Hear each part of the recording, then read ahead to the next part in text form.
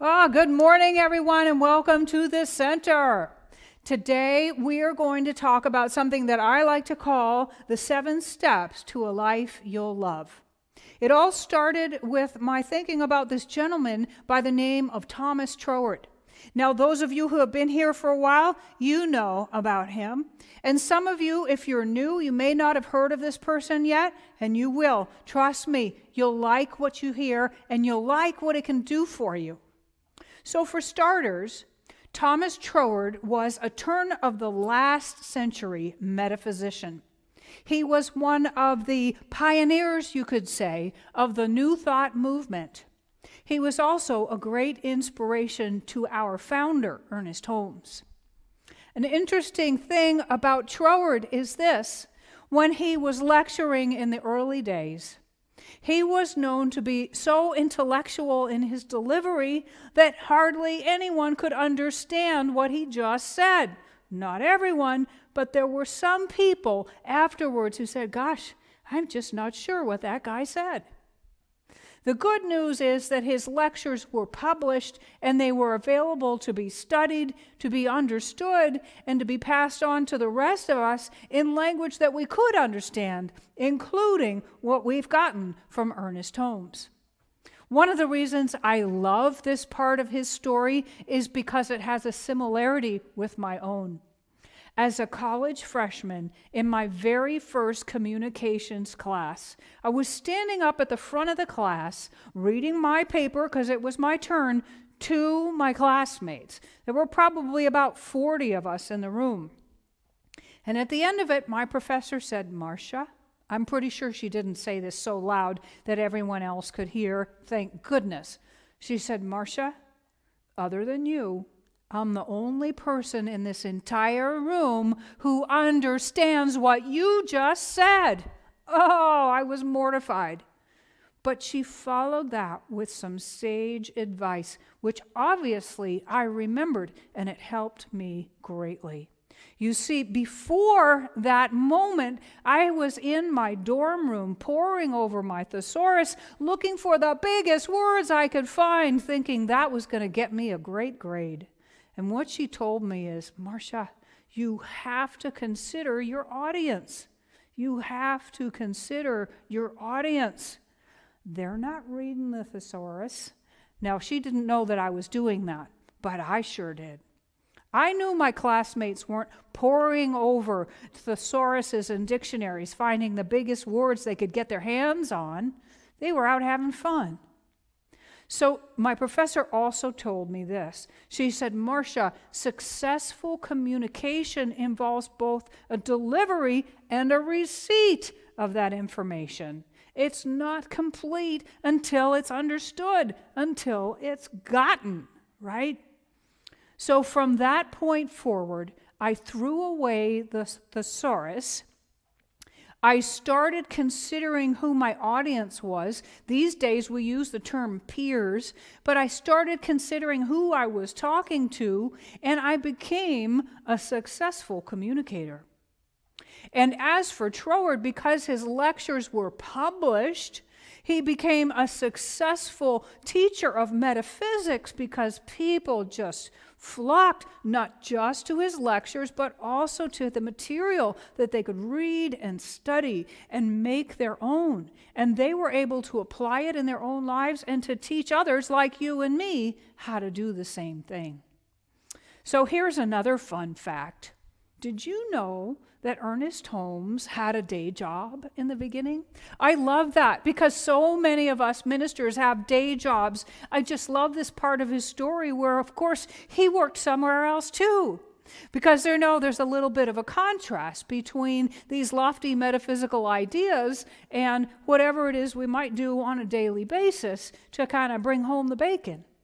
So what he did is he went out to Venice, California. He was about 27, and it was about 1914, and this was to be with his brother Fenwick, who was a congregational minister.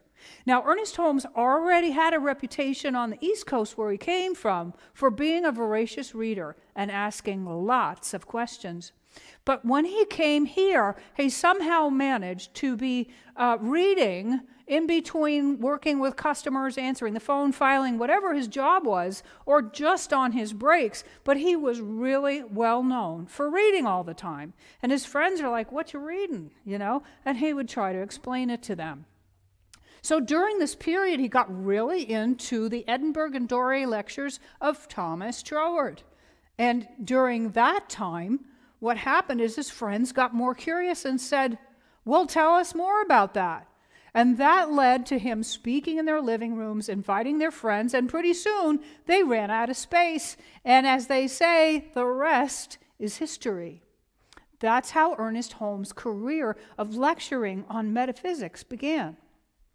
So, why am I telling you about Thomas Trowerd? It's not just about that. What brought it to mind the other day, believe it or not, is that my feet were hurting. Yeah, I know. You're wondering, how does this connect? My feet were hurting, and so my wonderful husband said, "Put your feet up on a couple of pillows." We were watching television, "and I'll rub them for you, and in a few minutes they'll feel better." So of course I said yes, and he did that for me, and my feet felt better. And then I thought, gosh, that reminds me of something. So let me tell you what it reminds me of. About 20 years ago, I was independently ordained as a Science of Mind minister. Independent Science of Mind minister. I know, I have a penchant for the unique. 7 years after that, I really missed my people, and I wanted to be part of the action, and so I made a few calls, and I made a few arrangements, and I got a letter of call as a staff minister in Florida of youth and special programs and anything else that needed doing, by the way. And I became a licensed practitioner at that center. And then I started this huge process of testing in to be an affiliate minister of what would become Centers for Spiritual Living. That's obviously a whole other story. But word on the street was, in getting ready for that test, "You better study your Trowerd," people said. "Study your Trowerd." And study my Trowerd I did. And guess how I did it? This wonderful guy that I met in the music department, who was also a licensed practitioner and thought the world of me, said, "Why don't you put your feet on a couple of pillows and I'll rub them for you while you read this Trowerd." And he did, and I did. Guess what happened? I passed the test, I became an affiliated minister, and yes, I married the guy, and he's still rubbing my feet today. This stuff works. So what I want to tell you is this. Not only do I believe it because of that demonstration and so many others, but I also learned from my college professor, someday I will look up her name and thank her some more. I learned how to distill complex ideas into simple ones that I could use and I could share with my friends and maybe help them too. And so that's what we're going to do right now. That's the 7 steps. The 7 steps of this stuff that works, that make up the creative process in the individual. That is one of the biggest things that Thomas Trowerd taught that really caught all of our attention in the New Thought movement. So here they are. Are you ready? You might want to write this down, and I promise I will repeat it and I will explain it to you, because in order for it to work for you, you got to get it, okay? So we're going to start with our thumb. Emotion. Everybody knows what that is. Good. Number 2 is desire. Okay, we're still in familiar territory. Number 3 is judgment. Okay, you're still with me. I know that you understand this. Okay, number 4, my favorite, will and imagination. They're not what you think they are, and we'll come back to that in a minute. Number 5 is nucleus or center. You can just keep it simple. Say plan, okay? Then number 6 is forces of attraction. I know you're still tracking with me because you know what the law of attraction is. So just think of that. Now, here's another one you may or may not have heard of. It's called the law of growth. This is part of the ancient Hermetic teaching, the law of growth. I'll explain that one again in just a minute. What we end up with, okay, I've used up 7 fingers, is a result. We end up with an external result, which is the whole point, right? So let's go back and do 2 things. I'm going to tell you what each of these is, and I'm going to give you an example so you really get it, because once you get it, you got it, and once you got it, you can use it. Number 1, emotion. Here is an example. Gosh, I'm feeling kind of lonely, a little bit bored. Maybe it's Saturday afternoon, and I live by myself, and I think, wouldn't it be nice? That's a desire. Wouldn't it be nice to hang out with my friends down at that coffee house we like? I could have a nice latte, a soy, something or other, my special drink. I like a dirty chai myself, okay?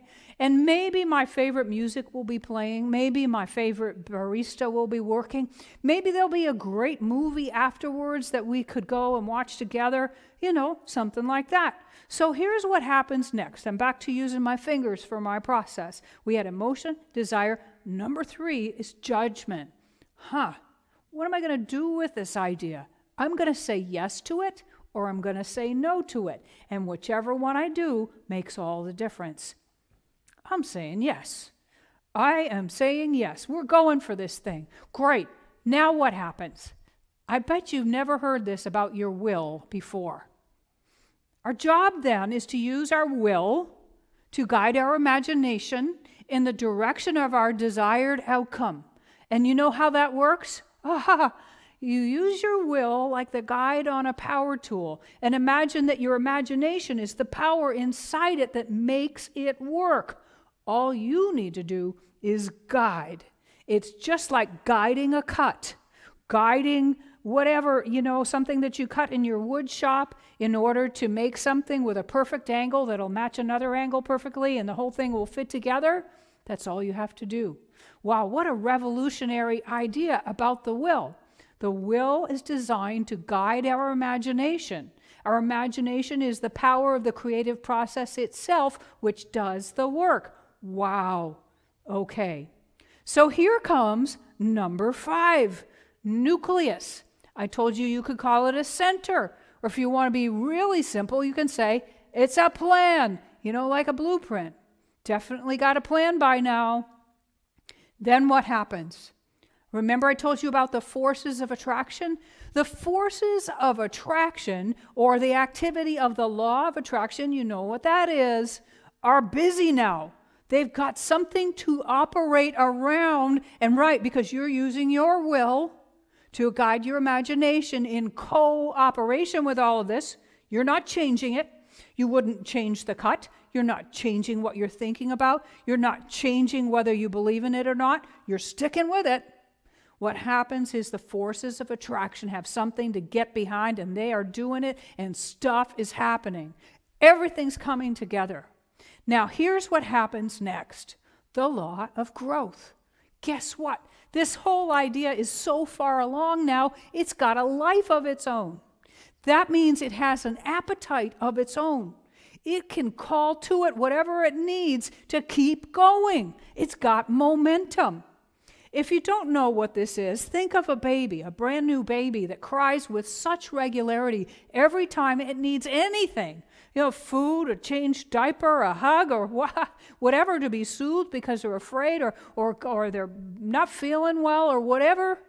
A new life always calls to itself whatever it needs to continue and to grow, and it does it perfectly and automatically. So this trip to the coffee house with your friends, it's a thing now. It is happening.